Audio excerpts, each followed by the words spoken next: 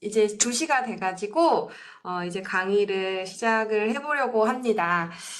저희 오늘 주제로 강의를 하는 대상은요, 좀 한정되어 있어요. 지금 보시면 사업을 시작하는 당신이 반드시 알아야 하는 기초세법, A부터 Z까지. 근데 이 대상이 보시면 공부방과 교습소라고 저희가 되어 있거든요.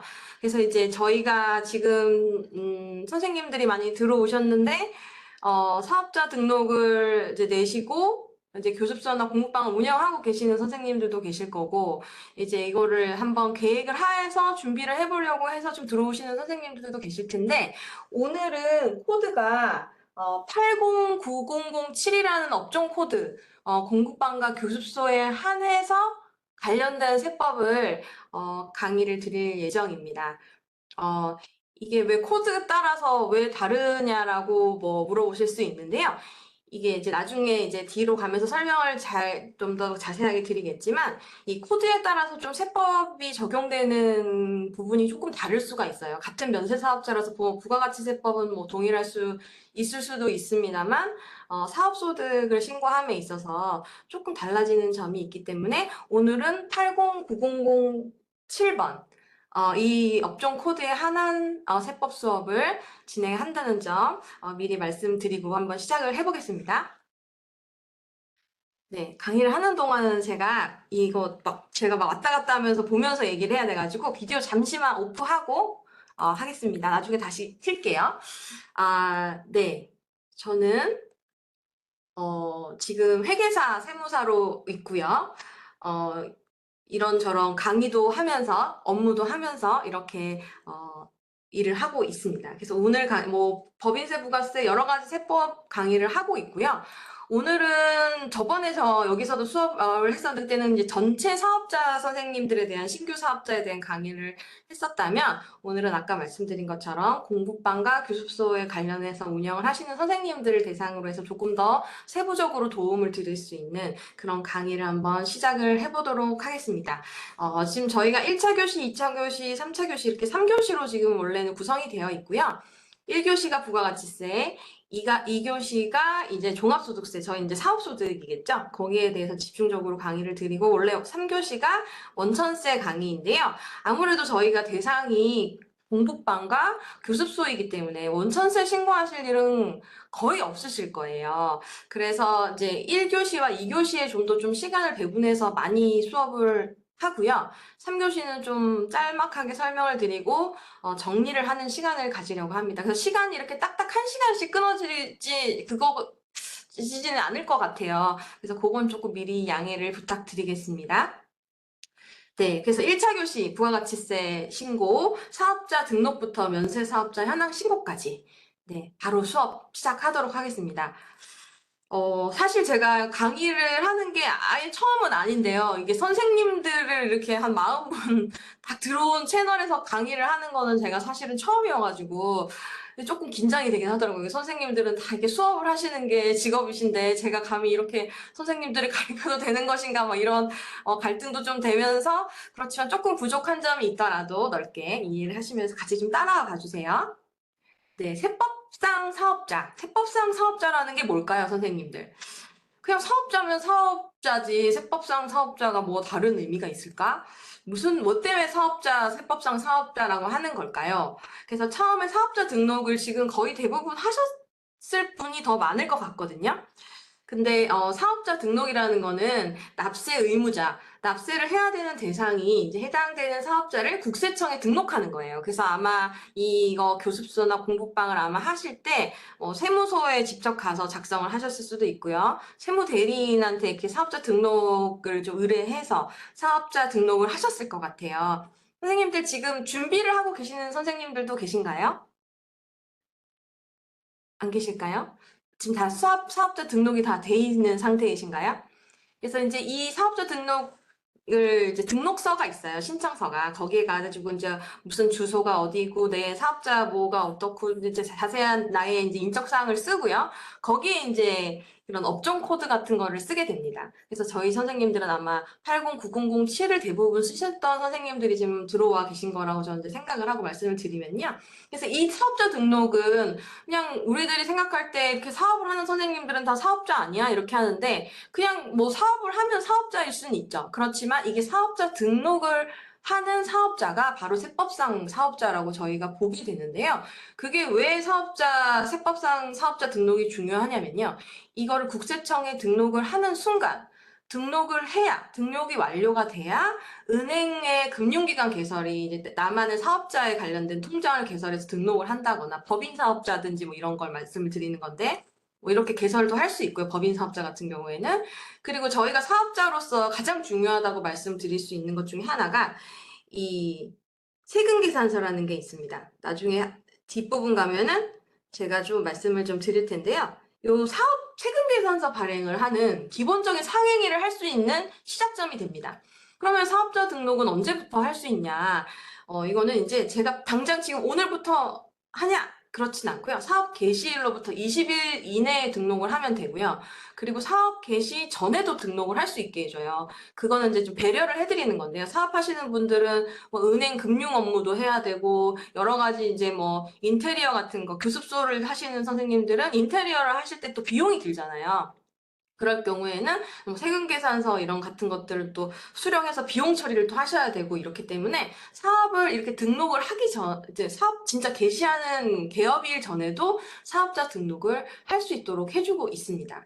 그리고 이제 선생님들 지금 사업자 등록을 해보셨으면 알겠지만 이제 직접 찾으러 가셨을 수도 있고요. 홈택스에다가 등록을 하셨을 수도 있는데 이게 만약에 이제 직접 찾으러 가는 기준으로 말씀을 한번 드리자면요. 사업자 등록증을 이제 찾으러 오세요라고 문자가 와요. 세무사에서. 그럼 그거를 이제 문자를 가지고 이제 그 민원실에 가시면 되는데요. 뭐 내가 있는 그 사업장의 관할 세무서에 가도 되지만 사실 뭐 관할 내 사업장하고 주거지가 조금 다를 수 있잖아요. 그러면 이제 다른 세무서에 가서도 이 민원실에서 이걸 발급을 해주시거든요. 그 등록이 됐다는 것만 있으면 등록 신청한 세무서가 아니더라도 찾으실 수 있는데 거기 가서 이제 이거 사업자 등록 완료됐다는 문자 받고 왔습니다. 이렇게 얘기를 하면 이 사업자 등록을 딱 뽑아주세요. 좀 빳빳한 종이에다가 이제 뽑아주시는데 거기를 받으면 이제 안내 종이가 탁 들어옵니다. 거기서 이제 보시면 사업용 신용카드 만드시는 방법이라든지 뭐 홈택스에 어떻게 등록을 하시는 방법 그리고 중요한 게 현금 영수증 가맹을 해라. 요렇게 안내가 되어 있는 종이가 있거든요. 그래서 이제 현금 영수증을 어떻게 가입을 해야 되고 언제까지 가입을 해야 된다. 이런 것도 안내가 되는데요. 그래서 저희가 먼저 해야 될 일은 이제 사업자 등록 후 할 일은 이렇게 사업용 카드, 사업용 뭐 통장을 개설을 하고 홈택스에 등록을 한 다음에 그리고 현금 영수증 가맹 가입을 하는 게 가장 우선시 돼야 되는 일 중에 하나입니다. 그래서 지금 선생님들은 지금 공부방과 교습소를 대상으로 하기 때문에 법인 사업자 선생님들은 안 계실 거예요. 그 교습소와 공부방을 하는 이 대상 업종은 법인 사업은 안 되는 걸로 제가 알고 있고 학원은 개인도 되지만 법인도 되고 이렇게 알고 있거든요. 개인 사업자라고 하더라도 통장에 뭐 사업자 내 이름으로 발행을 하는 그런 통장이나 카드 같은 경우에도 홈택스에 등록을 하셔서 이거는 내 사업용 카드로 쓰겠다라고 등록을 하시면 그게 바로 사업용 신용카드로 이제 국세청에 신고를 해서 쓸 수 있는 카드가 되는 겁니다. 그리고 이 가장 중요한 것 중에 하나가 저희 같은 이제 학원 업종 이렇게 교습을 하는 학원 업종은 현금 영수증 가맹을 반드시 하셔야 돼요. 그 이유가 이제 보시면 현금 영수증을 무조건 발급을 해야 되는 의무 발행 업종이라는 게 있습니다. 관련 법령이 이제 소득세법이나 법인세법에 보면 상대방이 나한테 현금 영수증을 발행해달라고 요청하지 않더라도 나는 무조건 발행을 해야 되는 업종이 있다라고 하고 있는데요. 그걸 보시면은 소비자가 여기 보시면 소비자가 발행을 요청하지 않더라도 현금 영수증을 무조건 발행을 하셔야 되고 그렇지 않은 경우에는 이제 이렇게 뭐 50에서 20% 정도에 대해서 가산세가 부과되고 있습니다. 지금 현재 이제 20%의 가산세가 지금 적용이 되고 있는 건데요. 여기에서 이제 의무 발행 업종 사업자가 누가 있냐 보시면 여기 교육 서비스업이 해당됩니다. 그래서 저희 지금 선생님들이 들어오신 선생님들은 공부방과 교습소를 운영하고 있다는 가정 하에서는 반드시 소비자가 발급을 요청하지 않더라도 이제 수업료 같은 거를 이제 계좌이체들도 많이 해주시잖아요. 이제 부모님들이 이제 직접 오시지 못하는 경우에는 이제 저희가 안내를 해드리고 이제 사업자 통장에 대해서 이제 안내를 이제 그렇게 해서 수업료를 받으시기도 하는데, 그럴 경우에는 그 부모님께서 현금영수증을 요청하지 않더라도 이건 반드시 현금영수증을 발행을 꼭 해주셔야 되고, 이 부분이 사실 어, 나도 모르게 가산세가 많이 부과되고 있는 요인 중에 하나입니다. 그래서 이런 부분으로 좀 신고도 많이 들어가고 있고요. 그렇기 때문에 요청하지 않더라도 우리 업종은 반드시 신고를 해야 되는 업종에 해당된다. 그렇게 이해를 해주시면 되겠습니다. 그래서 이제 보통 학원비가 10만 원, 10만 원 기준이고요. 10만 원 이상이면 무조건 이라는 거 좀 주의해서 한번 더 말씀을 드렸습니다. 네. 이 세법상 사업자라는 거는 아까 한번 잠깐 짧게 말씀을 드리기는 했는데요. 국세청에 가서 이제 나는 개인 사업자로 등록을 하겠습니다. 법인 사업자로 등록을 하겠습니다. 사업자 등록을 할 때 이걸 다 표시를 하고 등록을 하는 겁니다. 근데 개인 사업자도 있다 그러고, 뭐 학원 있는 사람들은 개인 사업자, 법인 사업자 다 된다고 하고, 공부방이랑 교습소 하시는 선생님들은 개인 사업자만 된다고 하는데, 그럼 개인 사업자랑 법인 사업자의 차이가 뭐야? 이렇게 물어보실 수 있잖아요. 그러면 제가 개인 사업자와 법인 사업자의 차이를 우선 확인을 먼저 하도록 하겠습니다. 지금 선생님들은 업종상 제가 알기로는 개인 사업자밖에 아마 등록이 안 되실 거예요. 근데 개인 사업자는 설립 절차가 매우 간단합니다. 그래서 세무서에 사업자 등록을 하시면 별도의 비용 없이 그냥 사업자 등록증을 쓰시면은 이제 등록증을 써서 제출을 하면 세무서에서 한 일주일 이내에 사업자 등록을 그냥 간단하게 발행을 하게 됩니다. 단 이제 인허가가 필요하면 당연히 인허가를 우선 가지고 와서 받아서 제출하셔야겠죠. 그래서 이제 요 부분은 이제 저희가 교습소냐 공부방이냐에서 조금 차이가 있으실 거예요. 공부방 같은 경우에는 이제 신고제로 알고 있고요. 저희 교습소에서는 이제 교육청 인허가를 이제 승인을 받으셔야 된다고 하면 이제 이렇게 이런 승인을 받아서 이제 사업자 등록을 신청하셔야 되는 그런 그거 하나만 거치면 비용이 들진 않아요. 세무서에서 별도의 비용을 받지는 않거든요. 그래서 간단하고 비용 없이 비교적 간단하게 세법상 사업자를 등록하실 수가 있습니다. 그러면 이 소득의 기속이 가장 중요한 것 중에 하나인데요. 요게 이제 법인 사업자와의 차이라고 보시면 됩니다. 이게 개인 사업자 같은 경우에는 내가 그냥 사업을 하는 거예요. 지금 선생님들이 그냥 이 사업의 주체이고 그냥 핵심이고 본질이신 거죠. 그래서 개인이 사업의 주체이기 때문에 여기에 돈이 들어오는 돈은 다 사실은 그냥 편안하게 그냥 내 돈이라고 생각하시면 돼요. 남는 거는 그냥 다 내 돈이에요. 개인인 나와 일치하는 그냥 내 돈이기 때문에 내가 알아서 사업자 통장에서 이제 인출해서 이제 사업 관련 비용을 쓰셔도 되고 여러 가지 비용도 쓰셔도 되거든요. 근데 요게 그냥 가장 큰 차이점이라고 보시면 되고요. 그러면 지금 소득의 기소계까지 왔는데, 그럼 법인 사업자를 한번 제가 간단하게 또 요까지 한번 설명을 드려볼게요. 아까 개인 사업자는 사무소에서 등록이 이제 인허가를 제외하고는 별도의 절차 없이 설립 과정도 없이 비용도 없이 등록을 할 수 있다고 하셨잖아요. 세무서에 가서 신청하시면 끝이에요. 근데 법인 사업자 같은 경우에는 이 세무서에 가기까지 많은 준비가 필요합니다. 법인이라는 거는 이 개인들의 주주들이 모인 껍데기거든요. 껍데기이다 보니까 이 껍데기를 만드는 과정이 필요해요.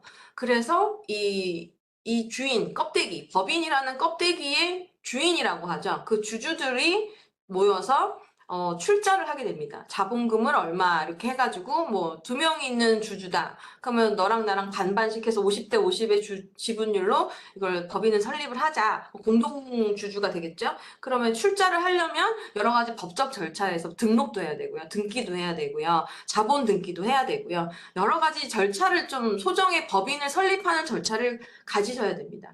주주를 또 출자를 해가지고 껍데기를 만들 때 이 회사를 그럼 누가 대표할래?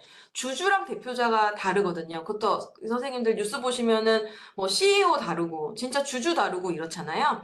그렇다 보니까 이 주주이면서 대표일 수는 있습니다만 이 대표자를 확정을 해서 이 설립 등기 그 다음에 사업자 등록을 하게 되는데요. 이렇게 딱 들어보셔도 주주들이 출자 자본금도 내야 되고 이런 등기사 법무사들 찾아가가지고 이런 법인 설립을 하는 과정에 대한 법무사 비용이라든지 설립 비용 이런 여러 가지 제반 비용이 들기 때문에 이런 사업자 등록을 하는 과정에서 설립 비용과 일정의 시간과 과정이 필요하다. 그래서 개인보다는 조금 복잡한 과정이 필요하다. 나 혼자 하긴 조금 힘드세요. 이게 막 법인 등기소 가가지고 혼자서 뭐 잘하시는 선생님들도 계시겠지만 아무래도 이렇게 설립을 할 때는 저희 같은 세무회계 하는 사람들도 법인을 세우고 이렇게 할 때가 있거든요. 그럴 때는 다 전문가인 법무사 선생님의 이제 가서 이제 논의를 드리고 상의를 드리고 그러면은 그 자본에 따라서 등기 비용이 발생하고 수수료도 발생하고 이런 과정을 거치게 된다.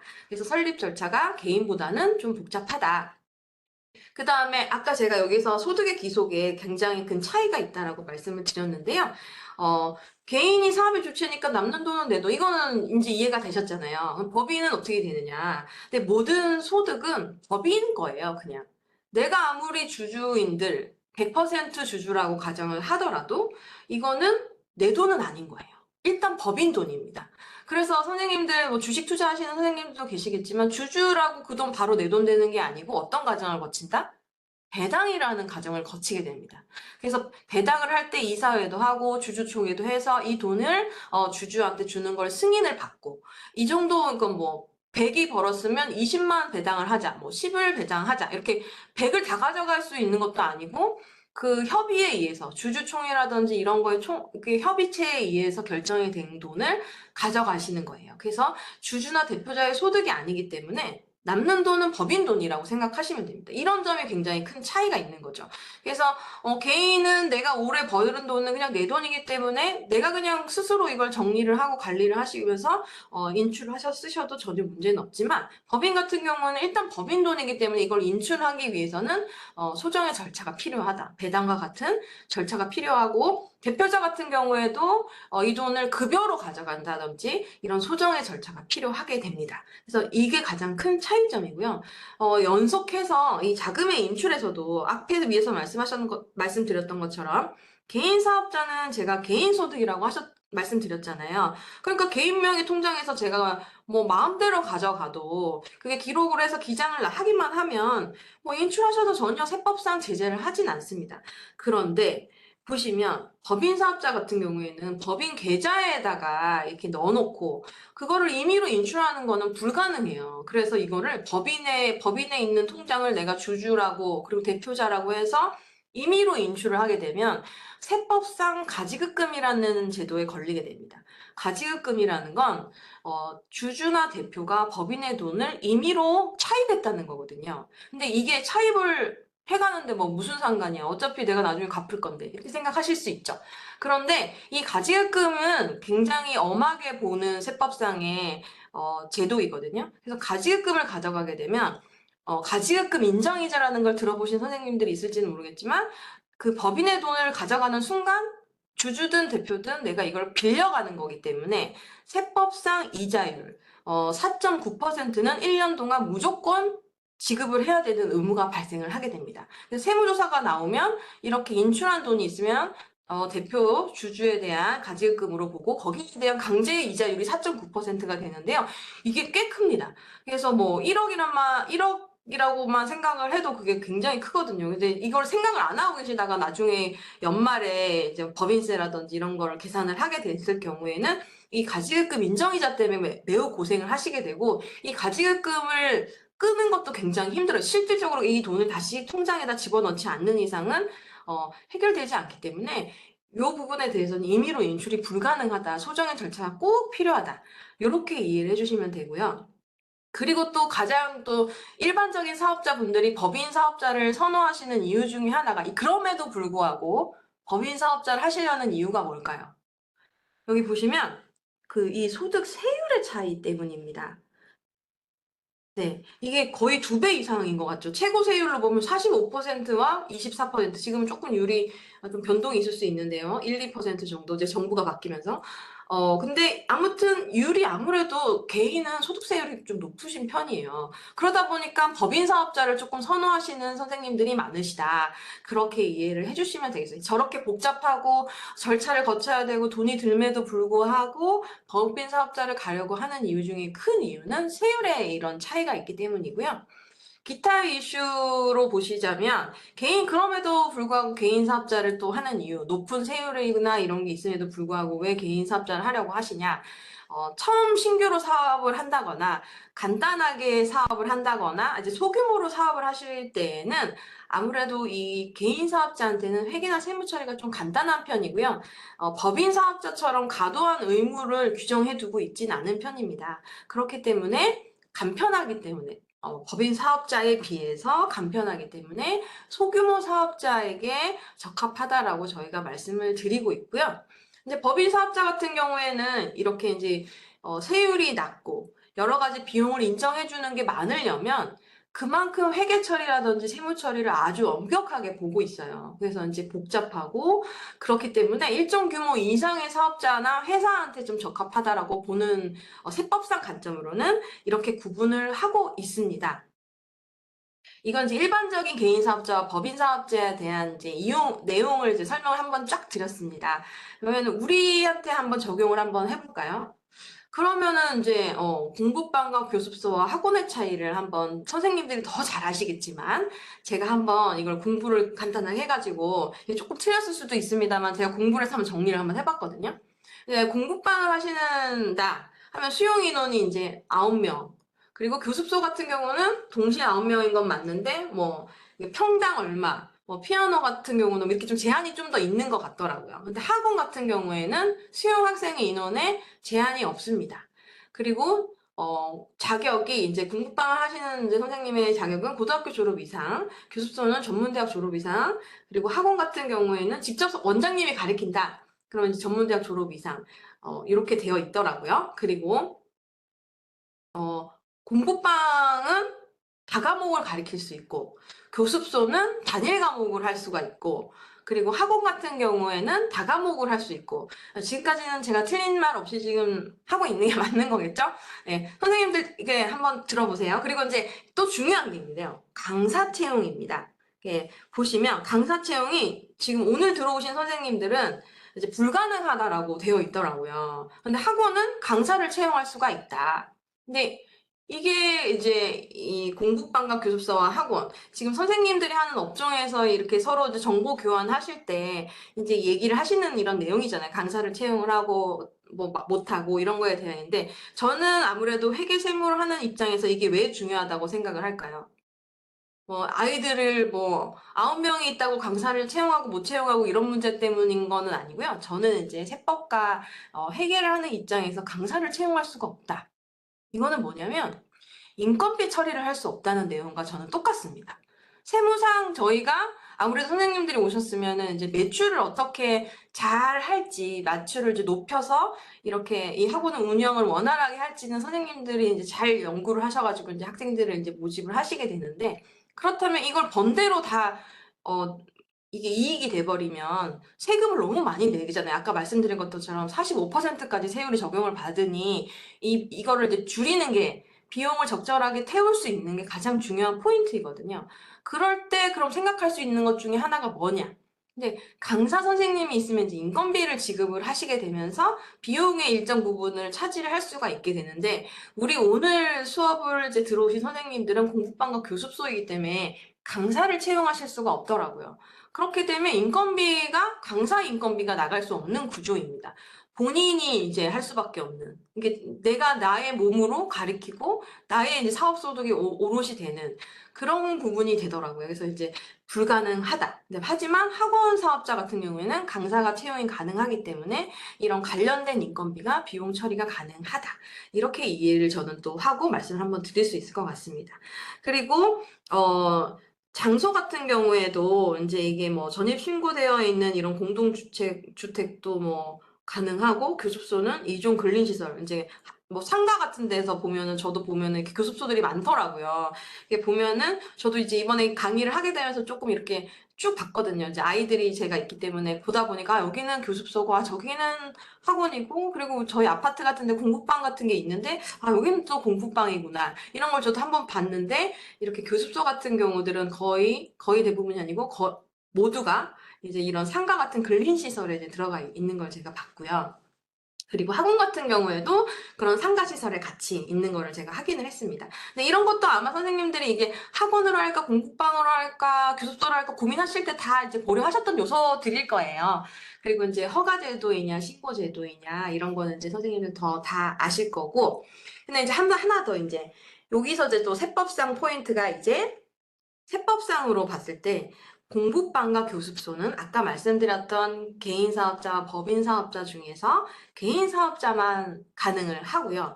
만약에 학원 선생님들 같은 경우에는 학원을 운영하는 선생님 경우에는 개인사업자와 법인사업자가 모두 가능하기 때문에 앞에서 제가 설명드렸던 개인사업자와 법인사업자의 차이에 대해서 이제 얘기를 하실 때 이제 고려를 해보실 수 있는 요소가 되시겠죠. 그렇지만 저희 지금 오늘은 공부방과 교습소이기 때문에 여기 앞에서 봤던 개인 사업자 부분을 보시면 될 것 같습니다. 제가 이게 인터넷 이렇게 하는 게 조금 어색해가지고 조금만 이해해 주세요. 그래서 이렇게 조금 있어서 개인 사업자 부분만 가능하다 이렇게 이해를 하시면 되겠습니다. 이 강사 체험 관련돼서는 제가 뒤쪽에서도 조금 더 말씀드릴 예정이거든요. 그래서 이제 그렇게만 일단 지금은 이 정도까지만 알아주시면 될 것 같습니다. 네, 제가 아까부터 계속 얘기했던 이 업종별 코드인데요. 809007, 이 인허가 사업 관련된 화면인데요. 이 화면은 이제 아시는 분들은 아실 것 같은데 이제 홈택스라는 게 있어요. 이제 개인으로도 등록을 하실 수가 있고 이제 개인 사업자로도 아마 등록을 하실 수가 있으실 텐데요.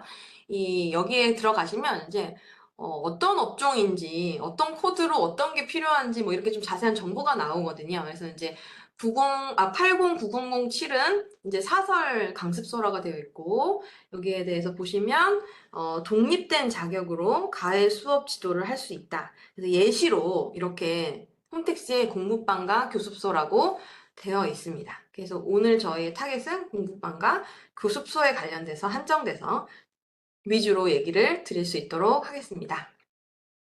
여기까지 뭐 어려운 점 없으시죠? 네, 요거는 이제 기본적인 내용이었고요. 그러면 지금까지는 사실 부가세라고 말씀드리기는 조금 어려웠고요. 이제 다음으로 사업자 유형을 부가가치세 가세 여부에 따른 구분으로 한번 설명을 드려보려고 해요. 자, 보시면 부가가치세 가세를 되는 여부에 따라서 일반 사업자와 법인 사업자로 여기서도 크게 나뉠 수가 있습니다. 여기서 말하는 일반 사업자는 아까 말씀드렸던 개인 사업자라고 이해를 하시면 되겠고요. 법인 사업자는 앞에서 말씀드렸던 법인 사업자라고 이해를 하시면 됩니다. 그러면 일반 사업자를 또 먼저 살펴볼 때 일반 사업자는 과세 사업자와 면세 사업자로 나눠볼 수가 있는데요. 저희 선생님들은 지금 어떤 업종이다? 한 번도 부가세 신고를 하신 적이 없으시잖아요. 그쵸? 네, 선생님들은 교육 관련된 업종이기 때문에 면세 사업자라고 생각을 하시면 돼요. 면세라는 건 부가세가 아예 부과가 되지 않는, 면세되는 그런 사업자를 얘기하는 거고요. 면세 사업자는 저희 공부방과 교습소 그리고 개인 사업자를 신청하신 학원에 한해서는 개인 일반 면세 사업자로 분류가 되고 있습니다. 이렇게 개인 일반 사업자의 면세 사업자들은요. 일반 가세 사업자하고 다르게 여기 위에 보시면 부가가치세 신고도 해야 되고 일반 사업자 같은 경우에는 종합소득세 신고도 해야 되고 원천세 신고도 해야 된다고 이렇게 나와 있는데 저희 업종 같은 경우에는 선생님들이 부가세 신고를 하진 않아요. 부가세 신고를 들어보시긴 하셨잖아요. 그거는 이제 매 분기마다 일반 사업자 기준으로 간단하게 한번 설명을 드리자면 매 분기 1, 2, 3월에 대해서는 4월 25일, 4, 5, 6에 대해서는 7월 25일, 그리고 7, 8, 9에 대해서는 10월 25일, 그리고 10, 11, 12에 대해서는 다음 연도 1월 25일, 그러니까 분기의 다음 달 25일까지 한 번씩 부가세 신고를 하게 돼 있어요. 뭐 여러 가지 개인 사업자 같은 경우에는 이렇게 너무 과도하니까 반기 신고를 이제 할 수 있게 1분기에는 고지서를 날려주고 반기 되면 신고를 하고 이런 식으로 좀 혜택을 주긴 합니다만 부가세 신고는 하셔야 되거든요. 그런데 면세 사업자 같은 경우에는 부가세가 가세가 되지 않는다라고 제가 말씀을 드렸기 때문에 거기에 대해서는 우리가 할 건 뭐다? 예, 이 사업장 현황 신고를 하셔야 돼요. 그래서 사업장 현황 신고라는 거 들어보셨죠? 저희가 직접 회계 처리를 하시는 선생님들도 계시겠지만 아마 이제 세무 대리인들한테 이제 맡겨가지고 이제 처리를 하시는 선생님들도 많으실 텐데 이 사업장 현황 신고를 반드시 잊지 말고 개인 사업자 같은 경우에는 꼭 해주셔야 됩니다. 그리고 이 사업장 신고는 예를 들어서 이제 25년 이제 사업을 하고 계세요. 그러면 언제 할까요? 이미 해보셨던 선생님들 계실까요? 네. 이게 25년 1월부터 12월까지를 이제 1년을 보통 단위로 하고 있거든요. 그러면 1월 1일부터 12월 31일이면 다음 연도 2월 10일까지는 사업장 현황 신고가 반드시 이루어져야 됩니다. 그래서 이제 요거는 좀 가끔 가다가 이제 좀 깜빡하시는 분들도 계셔가지고 한 번 더 강조를 드려서 한번 말씀을 드리고요. 그 다음에 이 종합소득세가 말씀드리는 사업소득, 우리가 이제 1년 동안 벌었던 소득에 대해서 이제 신고를 하는 5월달 종합소득세 신고 기간입니다. 이런 얘기 많이 들어보셨죠? 그래서 이제 그게 바로 이 종합소득세인데요. 이제 25년도 사업소득에 대해서는 26년도 5월 31일까지 종합소득세라는 거를 신고하게 됩니다. 그리고 다음에 저희가 세법상 의무는 또 뭐가 있냐면 원천세 신고라는 게 있어요. 근데 원천세 신고 아까 강사 채용 못한다고 했는데 내가 왜 원천세 신고 꼭 해야 되나요? 이렇게 얘기하실 수 있어요. 네, 만약에 나 혼자 있다. 1인 사업장이다. 내가 개인 사업자인데 아무도 고용하지 않고 이제 운영을 하고 계신다. 그럼 당연히 원천세를 신고하실 거는 없는데요. 강사를 채용하지 않지만 보조 선생님을 채용할 수는 또 있으시잖아요. 아니면은 또 간혹 가다가 차량 선생님을 이제 채용하시는 분들도 계실 수도 있고, 단순 사무를 위해서 뭐 아르바이트 같은 뭐 선생님들을 조금 채용하실 수 있고, 단시간 근로자를 채용하실 수도 있고, 이럴 경우에는 이제 소득세가 발생을 하게 되는데요. 이제 급여를 지급하실 수가 있잖아요. 그렇게 되면 그분에 대해서 급여를 줄 때 일정 부분을 뗀 다음에 신고를 하는 원천세 제도도 적용받으실 수가 있다. 그래서 여기에서 이제 세 가지 중에서 가장 중요한 건 아무래도 선생님들한테는 제일 큰 부분을 와닿는 게 아마 종합소득세이실 거고요. 그 다음으로 잊지 말아야 될 게 사업장 현황 신고. 그다음에 원천세는 적용되실 수도 있고 안 되실 수도 있다. 이렇게 이해를 하시면 되고 밑에 이 법인 사업자 같은 면세 사업자를 보시면 사업자 현황 신고는 없어요. 그죠? 근데 이제 세금계산서와 계산서 합계표의 제출 의무는 있거든요. 사업장 현황 신고라는 거는 개인 사업자를 대상으로 하는데요. 그럼에도 불구하고 이 법인 사업자 같은 경우에도 세금계산서라든지 계산서 합계표를 제출해야 되는 의무는 있습니다. 그래서 꼭 반드시 신고를 하시긴 해서 제출 서류를 작성하셔가지고 법인 사업자도 부가세 일반적인 신고는 아니더라도 신고하게 제출 의무는 있다. 이 정도로만 학원이니까 간단하게 넘어가도록 하겠습니다. 네. 네. 선생님, 여기 보시면 여기 채팅 같은 게 있어요. 제가 좀 미흡하기는 합니다만, 이렇게 간단하게 남겨주시면 제가 그때그때 바로 제가 유튜버 하시는 데는 아직 이렇게 익숙하진 않지만, 지나가다가 제가 시간이 되면 조금 간단하게라도 설명드릴 수 있는 부분은 조금 설명드리고 넘어갈 테니까요. 여기 좀 남겨놓으셔도 됩니다. 그리고 제가 혹시 이상한 말을 하면은 좀 남겨주세요. 이렇게 학원은 이런 거 아닌데요. 이렇게 말씀해 주시면 제가 참고해서 또 다시 또 정정을 할 수 있도록 서로 소통을 해가면서 한번 해볼게요. 네. 그 다음에 이게 이제 사업자가 알아야 할 세무 일정입니다. 이게 보시면 엄청 많죠. 1월에는 이거 해야 되고, 2월에는 이거 해야 되고, 뭐 3월에는 이렇고요. 뭐 11월까지 쭉쭉 있고요. 매월 뭐 원천세 신고가 있습니다. 뭐 이런 게 있어요. 저희 같은 이제 세무 회계를 하는 사람은 그 세무 달력이 있어요. 저희도 이렇게 세무 하시는 분들이 달력을 제작을 해가지고 갖고 있는 게 있거든요. 진짜 1월부터 12월 이제 일반 탁상 달력 같은 건데요. 지금 어떤부터 언제까지는 무슨 기간이다. 놓치면 안 되니까요. 이거부터 언제까지는 지급 명세서를 제출해야 되는 기간이다. 이렇게 막 달력에 써 있는 거를 저희가 볼 정도로 엄청 이 세무 일정이 1년 빡빡하고요. 이걸 놓치게 되면 이제 순간 깜빡하는 사이에 이 일정을 놓치면 뭐다? 다 가산세예요. 그래서 저희가 이걸 되게 긴장하고 보고 있거든요. 근데 이제 일반 사업자 같은 경우다. 그 법인 사업자 같은 경우에는 1월부터 12월까지 있는 일정이 거의 대부분 적용되는 법인들도 있어요.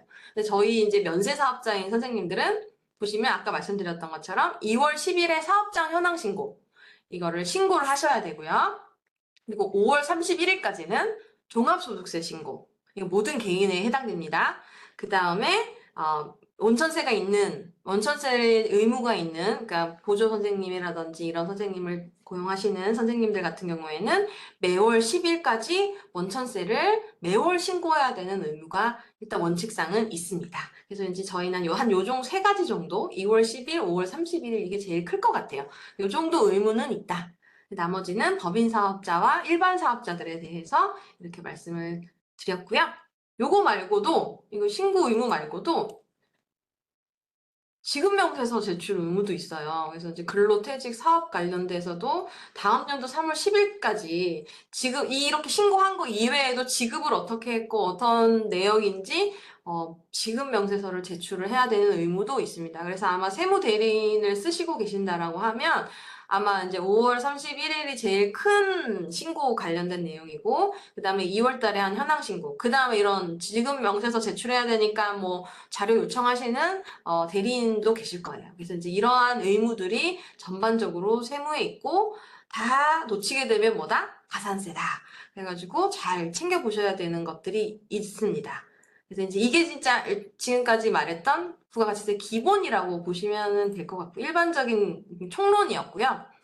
여기서 조금 더 실무적으로 한번 좀 들어가 볼게요. 다 아시는 내용인데 한번 그냥 그래도 제가 신규 사업자한테 말씀을 드리거든요. 이거 그냥 선생님들 마트 같은 데 가시면요. 돈 계산하면 요즘에 보통 영수증을 잘 받지는 않으십니다만 그냥 영수증을 출력해 드릴까요? 그러면 출력 누르면 이렇게 영수증이 나오거든요. 근데 한번 잘 안 보시고 이제 요즘엔 잘 안 받는 게 추세이긴 합니다만 한번 받아보세요. 받아보시면 여기는 과세사업자 영수증이거든요. 마트를 갔다라고 하면 여기 보시면 과세 물품가액은 27,182원이고 부가가치세는 2,718원입니다. 라고 구분이 돼 있을 거예요. 근데 우리는 그냥 돈 낼 때 그냥 29,900원 내시잖아요. 별로 구분을 하진 않는데 꼭 영수증을 보시면 이렇게 부가세는 얼마고 이 물건의 가액은 얼마입니다. 라고 표시를 되어 있어요. 그게 이 부가가치세라는 게 뭔지 성격을 간단하게 말씀을 드리면 이거는 소비할 때 내는 세금이에요. 사업자가 내는 세금이 아니고요. 소비자들이 내는 세금이거든요. 그래서 내가 살 때마다 내가 부담을 하는 겁니다. 그런데 그 대신 이 세금을 내가 살 때마다 내면 그 사업자가 이걸 내가 다 걷었다가 세무서에 납부를 하게 되는 간접세입니다. 내가 쓰고 내가 납부를 하면은 직접세인데요. 내가 소비를 해가지고 소비를 하지 않은 사업자가 대신 걷어서 대신 내는 간접세, 이렇게 이해를 하시면 될 것 같습니다. 그리고 우리나라의 부가가치세율은 나라마다 좀 다른데 우리나라는 10%로 고용돼 있다. 그래서 부가가치세 10% 이런 얘기는 한 번씩 다 들어보셨을 것 같아요. 그래서 이제 이렇게 29,900원이라도 이 돈은 10%의 부가세가 포함되어 있다. 일반 가세자의 경우에는 그렇게 이해를 해주시면 될 것 같고요. 네. 그래서 아까 똑같은 영수증인데요. 이제 판매자가 물건을 이제 원래 이 물건을 팔 때 이 원래 원가는 나는 이게 27,182원이면 될 것 같아 라고 하는데 세무서에서 이 사람이 내야 되는 세금 10%를 얹어서 네가 물건값을 받아. 그리고 2,718원은 나한테 세금으로 내줘. 이렇게 하고 있어요, 우리나라에는. 그래서 이게 전단계 세액공제법이라고 하는 좀 어려운 용어 단어가 있는데 우리나라는 그래서 소비자가 부담을 하는 소비세임에도 불구하고 소비자가 계산을 하면 그 10%를 대신 걷어서 판매자가 납부를 하게 돼, 국가에 납부를 하고 있는 간접세. 요렇게 이해를 하시면 될 것 같아요. 요런 게 원래 일반적인 부가가치세인데요. 그래서 이제 세법상으로 물건가액, 원가를 공급가액이라고 부가가치세가 있고 공급가액과 부가가치세를 합친 금액을 공급대가라고 하는 조금 어려운 좀 헷갈리는 용어 단어로 이렇게 쓰고 있습니다. 그래서 이제 기본적으로 이렇게 일반 가세자들이 이렇게 하고는 있거든요. 그렇다면 선생님들도 카드 단말기 있으시잖아요. 이제 만약에 있다라고 하시면 카드 이렇게 한번 영수증을 한번 보세요. 근데 아까랑 좀 다르죠? 저희는 그냥 통으로 그냥 이거 제가 인터넷에서 한번 찾아본 건데 13만 3천 원이라고 통으로 나오잖아요. 여기는 부가세가 없기 때문에 저희는 부가세가 발생할 수 없는 업종이기 때문에 이거는 그냥 공급 대가이자 공급 가액이에요. 부가세는 가세되지 않는다라고 이해를 하시면 됩니다. 그래서 요거 그냥 그대로 우리의 매출이고 국가에 납부해야 되는 세금은 부가세는 대신 받아서 줄 세금은 없는 거죠. 그래서 면세사업자는 공급 대가와 공급 가액이 같다. 영수증에서 보시면 아예 차이가 있다. 이렇게 이해를 해주시면 되겠습니다. 네. 그래서 이제 조금 더 들어가 보면요. 일반가 사업자는 가세사업자, 면세사업자가 있다라고 말씀을 드렸고, 이 가세사업자는 다시 일반 가세자와 간이 가세자로 나뉘거든요. 그냥 일반적으로 우리가 보는 마트나 이런 일반적인 거래를 하게 되는 대상자들은 그냥 거의 다가 일반 가세자라고 생각을 하시면 돼요. 기본 세팅은 세무서에서도 일반 가세자입니다. 그래서 우리나라 세법은 이제 학원업이라든지 이런 생활에 꼭 필요한 필수 업종이 아니고는 필수 업종을 정해놓고 있어요. 세법에서는. 면세사업자는 교육서비스업, 그리고 기타 후생 이렇게 딱 정해져 있는데 그런 면세사업자를 제외한 한 사업자 중에서 간이가세자라고 해서 이제 소액의 매출을 일으키는 간이가세자를 빼면은 그냥 다 일반 가세자라고 정의를 하고 있고요. 이제 간이가세자는 일반 가세자인데 매출액이 좀 소액이라고 하기엔 좀 많죠. 이제 1억 400만 원으로 많이 올라왔어요. 그래서 이제 연간 매출액이 1억 400만 원까지를 간이가세자라고 보기 때문에 이런 간이가세자한테는 조금 세법상 너무 엄격한 잣대로 들이대지 않고 조금 생략해주는 면세 사업자처럼 조금은 봐주게 되는 이거는 제출하지 마 이것만 신고해줘 이런 식으로 하는 간이 가세자에 대한 이제 혜택도 조금 있거든요. 그래서 이제 매출액으로 구분을 하고 있지만 가세 사업자는 일단 기본적으로 가세를 부가가치세가 10%로 가세가 되고 있는 그런 사업자라고 보시면 되고 선생님들 같은 교육 서비스업을 운영을 하시는 분들은 면세 사업자로서 부가가치세가 아예 면제되는 재화나 용역을 공급하고 있고요. 그래서 부가가치세 납부 의무는 없지만 소득세, 종합소득세는 당연히 납부 대상이 되고 있다. 이렇게 이해를 하시면 될 것 같습니다. 이렇게 부가가치세법에서는 가세자를 가세사업자냐 면세사업자냐 크게 나눠서는 이렇게 나눠서 보고 있습니다. 그래서 일반적으로 면세사업자가 아니면 다 가세사업자다 이렇게 이해를 하시면 될 것 같아요. 그래서 이제 일반 가세자는 이렇게 면세되지 않는 재화나 서비스를 제공하는 사업자를 얘기하는데요. 선생님들에 대해서 제가 이렇게 왜 일반 가세자까지 힘들게 뭐 복잡한데 설명을 드리냐면, 저희가 면세사업자이지만 면세사업자하고만 거래를 할까요? 이제 학생들 말고, 이제 저희가 이런 교습소나 공부방을 차렸어요. 인테리어를 좀 처음에 하신다든지, 이런 책상 걸상을 산다든지, 뭐 이런 교과 이런 뭐가 있을까요? 뭐 컴퓨터 같은 거나 학습 도구를 사신다든지 하실 때 거의 대부분 분들은 일반 가세자이실 거예요. 거래하는 상대방이. 그분들하고 거래를 하실 때는 그 사람들이 어떤 사람인지를 알아야 이제 조금, 이 사람이 왜 나한테 10% 부가세를 달라고 하지? 나는 면세사업자인데? 이런 의문을 갖지 않기 위해서 이제 제가 한번 설명을 드리는 겁니다. 예, 나는 면세사업자라서 내 매출에 대해서는 나를 소비하는 사람들은 부가가치세가 부과되진 않지만, 면세사업자가 일반 가세사업자랑 거래를 하게 되면요. 물건을 사게 되면 면세사업자 선생님들이 가세 업종을 소비하게 되는 거거든요. 그러면 소비하게 되는 사람이 뭐다? 면세사업자든 가세사업자든 상관없이 10%의 부가세를 부담을 하게 되시는 거예요. 그래서 이제 거의 대부분 이제 면세사업자 대 면세사업자가 거래가 이루어진다라고 하면 부가세 이슈가 뭐 헷갈리실 일이 없는데 나는 면세사업자인데 상대방이 일반 가세자이기 때문에 그 사람이 나한테 10%의 부가세를 청구하게 된다. 이 정도로 좀 이해를 해주시면 되고요. 그래서 면세되지 않는 재화를 서비스를 제공을 하는 사업자이고 이 부가가치세는 아까 말씀드렸다시피 소비세이며 간접세이기 때문에 우리가 물건을 사는 우리한테 물건을 파는 그런 사업자 선생님들이 우리한테 부가세를 청구를 하게 된다. 이렇게 이해를 해주시면 되겠습니다. 그러면 이 선생님 그 상대 거래방이 이제 일반 가세자이기 때문에 이제 부가세 신고를 이제 1년에 이렇게 4번을 하세요. 그럼 우리한테 물건을 판 거에 대해서 다 신고를 하시게 되거든요. 그래서 이제 이렇게 하시게 된다. 조금 그 정도까지만 이해를 해주시면 될 것 같아요. 그래서 이제 일반 과세자에 대해서 말씀을 좀 드렸고요. 네, 이분들은 다 이분들이 사는 물건에 대해서 부가가치세에 대해서 뭐 공제를 받는 제도가 있는데 공제를 다 받으실 수 있는 건 아니고 이분들도 좀 못 받는 제도도 있다. 이건 조금 어려우니까 굳이 이렇게 이해를 안 하셔도 될 것 같아서 한번 넘어가 볼게요. 그냥 일반 사업자에 한정되는 내용입니다. 저희는 뭐 아예 뭐 불공제되는 게 없죠. 아예 가세가 없기 때문에. 근데 이제 이분들은 가세가 되고 불공제되는 뭐 이런 구분을 할 필요가 있거든요. 근데 이제 이건 저희랑 상관없는 거니까 넘어가고요. 네, 요거 한번 설명을 한번 드릴게요. 계속 말씀을 드렸던 건데 조금 정리를 해서 한번 말씀드려 볼게요. 일반 사업자가 아까 말씀드렸다시피 과세 사업자와 면세 사업자가 있다라고 말씀을 드렸어요. 근데 면세 사업자가 저희 말고 또 어떤 게 있을까 또 궁금해 하실 수 있어서 제가 한번 정리를 해봤는데요. 세법상 이렇게 딱 열거주의입니다. 면세 사업은 이러이러이러한 업종에 대해서 면세 사업자로 하고 아니면 그냥 과세 사업자야라고 세법상 정의를 하고 있습니다. 그럼 세법상 어떤 거를 면세 사업이라 하느냐?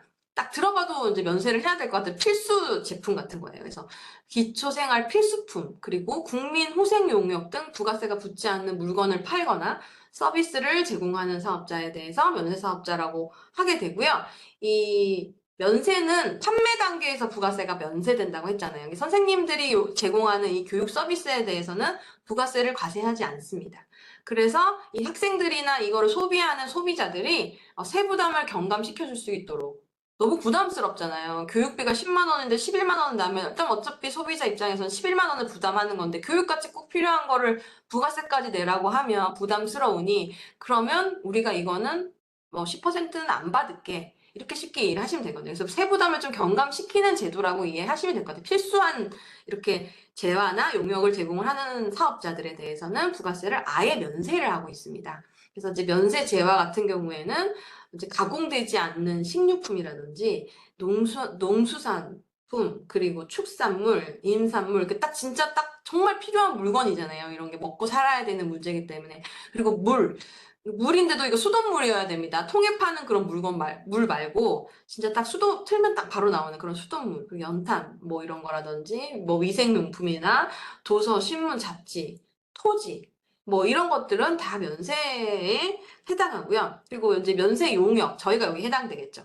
의료 꼭 필요하잖아요. 교육 꼭 필요하죠. 은행이나 보험 같은 경우에도 이런 거는 반드시 해야 되니까 면세 용역이라고 보고 있습니다. 그래서 이제 우리는 여기에서 세법상 열거하는 교육 용역에 해당되기 때문에 면세 사업자로서의 해당되고 있다. 이렇게 이해를 해주시면 되고요. 다시 한번 강조해도 부족한 게 없는 요거 매년 2월 10일까지 꼭 사업장 현황 신고가 필수된다. 요거 놓치는 분들이 간혹 있어가지고 한 말씀을 드리고요. 그리고 저희 같은 경우에 이제 세금 계산서를 발행하실 수가 없잖아요. 세금이 없으니까. 그럴 경우에는 계산서를 발급을 해야 될 수도 있어요. 그래서 이제 이 면세 사업자 같은 경우는 계산서 발급 의무가 있거든요. 그래서 이제 계산서를 발급을 하고 면세 사업자로부터는 계산서를 교부받고 이런 정도의 의무는 있다. 이렇게 이해를 하시면 될 것 같고요. 네, 너무 깊은 얘기는 많이 안 들어갈게요. 네. 요 사업자 현황 신고를 제가 말을 한번 드려볼게요. 이게 진짜 중요한 제도인데요. 이거를 좀 놓치시는 개인 사업자분들이 많으세요. 이거를 바쁘시기도 하고 대리인이랑 하면 놓치시진 않을 것 같기는 한데요. 이제 직접 하시는 분들도 계세요. 많지 않을 경우에는 이제 신규 사업자이고 이제 경비도 좀 아끼고 싶고 이렇게 하기 때문에 이제 개인이 알아서 이제 처리를 하시는 분들 중에서는 요거 몰라갖고 놓치시는 분들도 좀 많이 계시더라고요. 사업자 현황 신고가 뭐냐? 그러면 부가가치세가 면제되니까 부가가치세법상 난 의무가 없는 거 아니야? 아닙니다. 이 정도 의무는 있습니다. 이게 바로 사업자 현황 신고라는 거고요.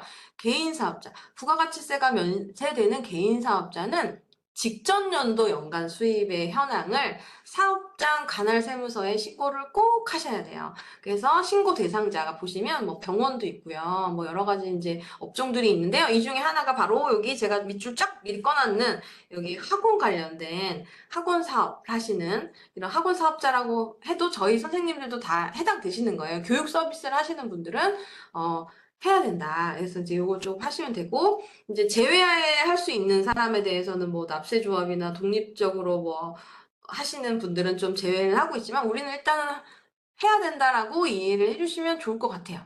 그래서 이제 개인 사업자들은 한다. 이렇게 이해를 하시면 되고요. 신고 기한은 계속 말씀드리다시피 25년도는 내년 2월 10일에 신고를 하시면 됩니다. 그래서 하시면 되고, 이 첨부 서류가 수익 금액 검토표 이런 거 지금 사업하신 지 몇 년 되신 선생님들은 아마 제출 아마 하셨을 것 같아요. 그래서 수익 금액 검토표라든지 매출 매입처별 계산서 합계표라든지 매입처별 세금 계산서 합계표라든지 이런 거를 현황 신고와 함께 제출을 해야 되는 의무가 있습니다. 이거는 대리인이 있다 하더라도 이런 게 있다고 하는데 저 이렇게 지금 할 때 됐나요? 라고 한번 물어보실 수는 있으면 좋을 것 같아요. 그래서 이제 혹시라도 놓치실 경우가 있으실 수도 있기 때문에 한번 말씀드렸고, 이제 가산세가 사업장 현황 신고를 불성실하게 할 경우에는 미달하게 신고한 금액의 0.5%의 가산세를 종합소득세에다가 가산을 해서 내야 될 수도 있거든요. 그러니까 가산세가 제일 아깝잖아요, 사실. 그래서 이런 부분을 놓치지 말아야 되는데, 다만 보시면 의료법에 의한 의료업이나 수의사법에 의한 수의업, 약사법에서 하는 이런 사업자들에 대해서만 아직까지는 가산세를 부과를 하고 있어요. 그래서 교육 서비스업을 놓친다고 해서 당장 이 가산세가 적용을 되는 건 아닌데요. 언제 이게 확장이 될지는 모르는 거기 때문에 그냥 습관화하시면 좋을 것 같아요. 그래서 그렇게 어렵지는 않아서 이렇게 한번 말씀을 드리고요. 그다음에 이제 뭐 보고불성실 가산세는 이제 있을 수가 있거든요. 그래서 아까 말씀했던 그 사업장 현황신고 불성실은 아니지만 또 여러 가지 부가세에는 여러 가지 가산세가 정말 메울 수 없을 만큼 많은 가산세가 있는데요. 이렇게 보고불성실 가산세가 적용이 될 수도 있거든요. 그러니까 잊지 말자. 이렇게 정도로만 이해를 해주시면 될 것 같습니다. 그래서 어떻게 생겼냐? 이렇게 생긴 거 보셨죠? 사업장 현황 신고. 이렇게 해서 보시면 가세 기간이 언제 1월부터 1월 1일부터 10월 31일이고 나의 사업자 상호와 이런 현황을 다 쓰시고 업종 쓰시고 내가 얼마를 이제 벌었냐. 사실 이게 파악하는 거의 기본이죠. 이걸 하기 위한 거죠. 그래서 얼마를 벌었다. 이거 신용카드로 얼마 벌었고 현금영수증 얼마 벌었고 그 다음에 기타로 해서 뭐 10만 원 미만으로 했는데 뭐 돈 수령했다거나 뭐 이런 기타 매출이 얼마가 있었다. 그냥 구분해가지고 그냥 제출하시는 거예요. 근데 이제 이걸 제출하실 때 함께 제출해야 되는 서류 중에 하나가 뭐다? 이렇게 학원 사업자 수익 금액 검토표라는 거를 같이 제출을 하시게 됩니다. 그래서 이제 이런 정도가 있다. 그래서 이 정도로만 일단 이론을 얘기를 드렸고요. 일단 지금이 2시 50분이거든요. 그래서 이제 사업자 현황 신고 작성하기를 간단하게 홈택스에서 작성하는 방법을 제가 조금 설명을 드리려고 하는데요. 지금 53분인데 3시에 설명드리도록 할게요. 네, 잠깐만 쉬시다가 현황 신고 홈택스 작성하기 같이 시작하도록 하겠습니다. 궁금한 거 있으시면 채팅에 좀 남겨주셔도 됩니다.